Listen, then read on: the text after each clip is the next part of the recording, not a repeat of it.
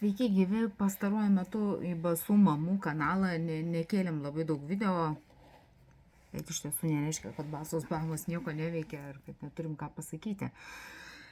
Kas išprovokavo, kad dabar noriu pasakyti šitą, ogi tai, kad Lietuvoje vis labiau matosi, kiek mes daug turime problemų su švietimu.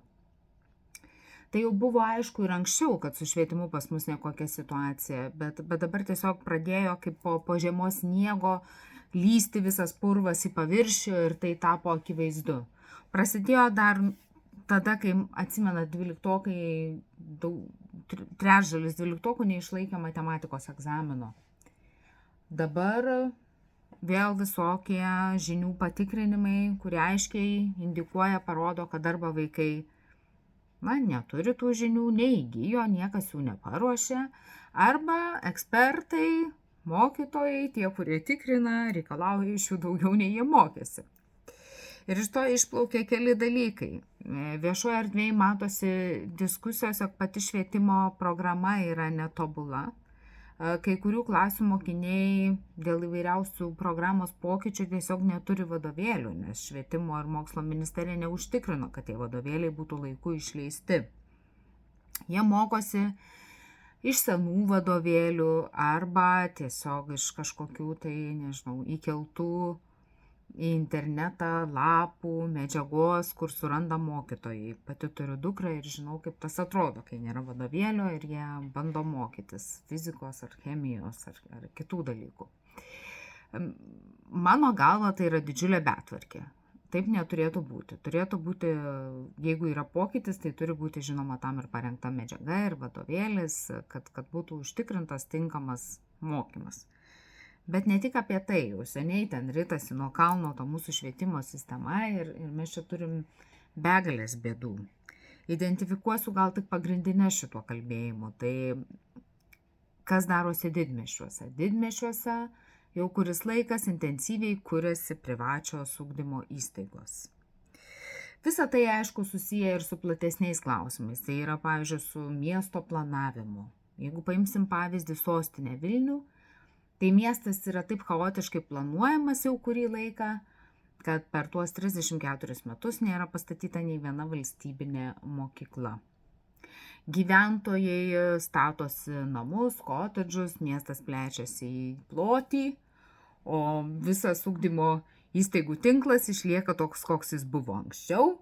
Tada gyventojai savo atžalas veža į ugdymo įstaigas, kurios yra vienoje ar kitoje vietoje susikoncentravę ir taip ryte susiformuoja didžiuliai kamščiai, visi nepatenkinti, burba, tai čia ta tokia logistinė problema. Bet iš esmės tai, kad miestas be galo išsiplėtė, o ugdymo įstaigų naujų neatsirado, lėmė tai, jog atsirado daug privačių darželių, mokyklų. Ir ne tik ta garsioji Austėjos Landsbergienės mokykla, jos tinklas ir darželių tinklas, bet ir daugelis kitų. Ir užsienio kapitalo, ir tikrai ten mokslas kainuoja dažnai kaip universitete. Esam kažkada diskutavę su žmonėmis, kad studentai išlaikyti yra pigiau nei mokinuką ar darželinuką, nes įmoka už mokslą mėnesinė sudaro 600–700 eurų, tai yra didžiuliai pinigai. Ir akivaizdu, kad privačias ugdymo įstaigas gali rinktis tik tie tėvai, kurie turi pinigų, kurie uždirba daug. O kas darosi su tais, kurie renkasi valstybinį ugdymą? Ogi tai, kad nebeužtenka kvalifikuotų mokytojų. Todėl, kad jeigu mokytojas bent kiek geresnis, jį natūraliai nuperka privatus sektorius už didesnę algą, už visokias papildomas naudas. Ir valstybinėse ugdymo įstaigose lieka tas, kas lieka. Klasės yra perpildytos miestuose, todėl, kad dėl tų anksčiau minėtų priežasčių miestai išsiplėtė, ar ne, o ugdymo įstaigų naujų neatsirado. Tam, kad pakliūtum į gimnaziją, pavyzdžiui, yra prikurta taisyklių, kad būtina būti registruotam vienam ar kitam mikrorajone. Tai gyventojai ten suka galvas, rezga, kaip ten kur ką susiregistruoti, kad tik tie vaikai pakliūtų į norimą kažkokią gimnaziją. Žodžiu, galėčiau kalbėti ir kalbėti. Bet dabar pereisiu nuo miestų prie regionų, nes neblogai išmanau ir regionų tematiką. Tai ten situacija priešinga. Ten trūksta mokinių labai stipriai. Ir gimnazijos konkuruoja tarpusavyje, kad tik tai vienas ar kitas mokinys pasirinktų būtent tą gimnaziją ir kad mokinio krepšelis atitektų jiems ir kad jiems negrėstų uždarimas. Nes dabar pagal visokias naujas taisyklės ir įstatymus ir ministro įsakymus yra numatyta, kad nuo naujųjų mokslo metų, jeigu 3 gimnazijos klasėje, tai būtų 11 ar ne klasėje, nebesusidaro 21 mokinys, tai tokia gimnazija jau pasmerkta, kaip sakant, žlugimui, todėl kad ta klasė nebeformuojama ir tie vadinamieji 11-okai turi mokytis kažkokioj kitoj gimnazijoje, kur dar susidaro tas minimas skaičius. Tai be galo išgąsdino daugelį mažesnių miestelių gimnazijų, todėl kad čia klausimas liečia labai daug jų. Ir gaunasi, kad vienam rajone, taip vidutiniškai lietuviškame, liks kokios 2, maksimum 3 gimnazijos po visos šitos reformos, todėl kad tiesiog neišsilaikys tos klasės, nes vaikų skaičiaus tokio nebėra. Ir čia mes pakliūnam į užburtą ratą. Jeigu nėra kur mokytis, tai tikriausiai šeimos ir nenori gyventi tokiame mažame miestelėje, kur nėra kur leisti vaikų į mokyklą. Jeigu nėra kur gydytis, tai dar mažiau norinčių ten gyventi. Vadinasi, regionuose gyventojų skaičius ir taip mažas, bet jis dar mažės. Ir prie ko mes einame, kad lietuviai koncentruojasi arba Vilniuje padrikame ir užsikimšusiame kiekvieną rytą ir kiekvieną vakarą, o ir dienos metu, arba tiesiog emigruoja. Tai ar dabar šita politika yra naudinga Lietuvai? Tai akivaizdu, kad ne. Švietimo sistema išgyvena visišką krachą. Ir dėl mano minėtų priežasčių, dėl privataus sektoriaus, ir dėl to, kas vyksta regioniniai politikoje, ir apskritai dėl programų pačių kokybės. Nebereikalo čia jau buvo iškeltos diskusijos, kad seniau išleisti vadovėliai, nepriklausomybės pradžioje išleisti vadovėliai buvo kur kas kokybiškesni, kad vaikams aiškiau mokytis iš jų negu iš dabartinių, kad dabar nebereikia nei kūrybinio, nei kritinio mąstymo, užtenka spręsti testus, kurie suformuoti gal netgi dirbtinio intelekto pagalba, kas ten juos žino. Tai va, visa šita problematika ir tai, kad pagaliau dar kas man atrodo labai svarbu, kad apskritai nesirūpinama vaikų psichinė, psichologinė sveikata, kaip jie tose mokyklose jaučiasi, kaip jiems sekėsi grįžti po pandeminės atskirties ir izoliacijos, ar jie tikrai jau vėl atsistatė, ar jie kokybiškai komunikuoja, ar jiems sudarytos sąlygos pavalgyti.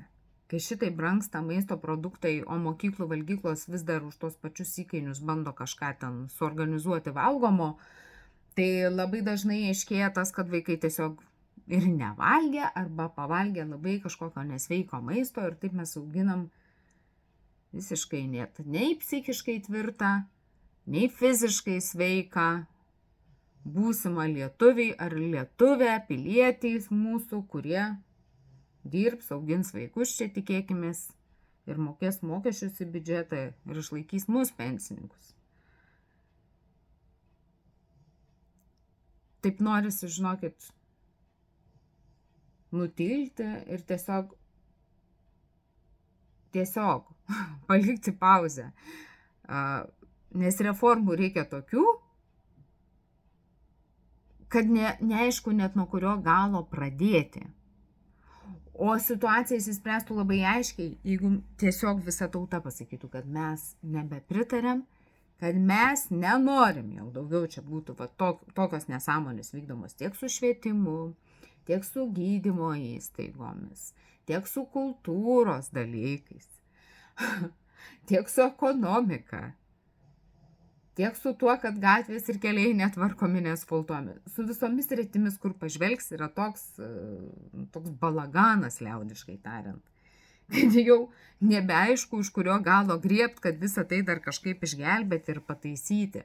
Pavieniai žmonės bando rinkti parašus, vienur, kitur, ten jie nežino, kaip protestuoti, nežino, ką daryti, nėra tos kultūros protesto. O jeigu ir protestuoja, matėm ne vieną pavyzdį, kaip yra išsityčiojama, arba tiesiog išvaikomi tie protestuotojai policijos, kaip ten Šilutėje ūkininkai bandė nuvažiuoti iki ministro į susitikimą, kas ten jų laukia. Ir tai visuomenę gazdina. Aš pati turiu pavyzdį, kaip Šilalės rajone, kur tiesiog vienai ambulatorijai grėsia prijungimas prie ligoninės, nes irgi vyksta centralizacija ir gyventojai rinko parašus, surinko ten visai nemažai tų parašų, beveik 700. Ir nei meras, nei taryba tai visiškai nekreipė jokio dėmesio, net nesvarstė tų parašų. Ta prasme, kad gyventojų valia nieko nebereiškia. Bet suprantat, ne tik centriniai valdžiai, bet vadinasi ir savivaldybėje tai nieko nereiškia. Žmogaus balsas yra bevertis. Visiškai nereikšminga, kad tu kažką sakai, ar kad tu ten renki peticiją, ar kad tu tai triukšmauji, ar kad tu bandai protestuoti. Tai tu kvailys, kad tu protestuoji. Taigi paklusk valdžiai, ko tu čia protestuoji, žmogau. Niekogi tu nepakeisi, žmogelį. Ir va su šita nuostata mes jau viens kitam perduodame tą tokią mintį, kad nieko nepakeisti, reikia kentėti arba reikia iš čia išvažiuoti, nes čia jau viskas sugriuvę. Tiesiog sulyginti šitą su žeme ir palikti, tegul jau čia būna kaip būna, nes visi pavargom nuo tų gazdinimų begalinių ir nuo begalinių reformų, kurios veda ne į gerą, o tik tai matom, kaip pilnėja kišenės, kai nekurių piliečių, kaip vyksta politinė korupcija ir stambiu mastu ir visi apsimeta, kad viskas čia tvarkoja. Tai vad mano ta tokia prakalba šį kartą, bet identifikavus tas problemas, kad yra greunama, ir tai daroma sistematingai, ir jeigu mes visi tam nepasipriešysim vieningai, tai niekas nepasikeis. Tada gal darosi aiškiau gyventi. Nes labai akivaizdu, kad yra ta naujoji turtuolių kažkokia grupė, kurie naudojasi visomis privilegijomis, kurie leidžia savo šitoje valstybėje ir iš biudžeto semti rieškučiomis, ir vaikus į privačias mokyklas leisti, ir naudotis privataus gydymo paslaugomis ir kitais dalykais. Ir yra tie jau bėdžiai, baudžiauninkai, kuriems jau nieko nebereikia. Jie tik mokesčių sumoka ten tą 10, kaip anais laikais. Ir jau nieko negali gauti, nei tinkamų gydymo paslaugų, nei ugdymo paslaugų, nei kitas kokias paslaugas begalės pretenduoti. Bus kaip anais laikais, jeigu turi 5 vaikus, tai tik vieną galėjai mokslus išleisti geriausiu atveju. Tai vad, kad taip nenutiktų ir kad šitas neofeodalizmas ar kitoks panašus reiškinys neįsigalėtų, pradžiai turėtume tiesiog pradėti priešintis tam ir tai daryti vieningai, nes neužtenka, kad vieni vienam kampe protestuoja, kiti kitam kampe protestuoja. Čia reikia aiškaus ir labai vieningo visos tautos pasipriešinimo ir žodžio, kad mes nesutinkam būti sunaikinti. Tai va tiek, nežinau, kiek čia man rišliai pavyko pasakyti, bet ant širdies gulėjo, tai viską ir išsakiau. Iki kitų malonių susitikimų. Iki.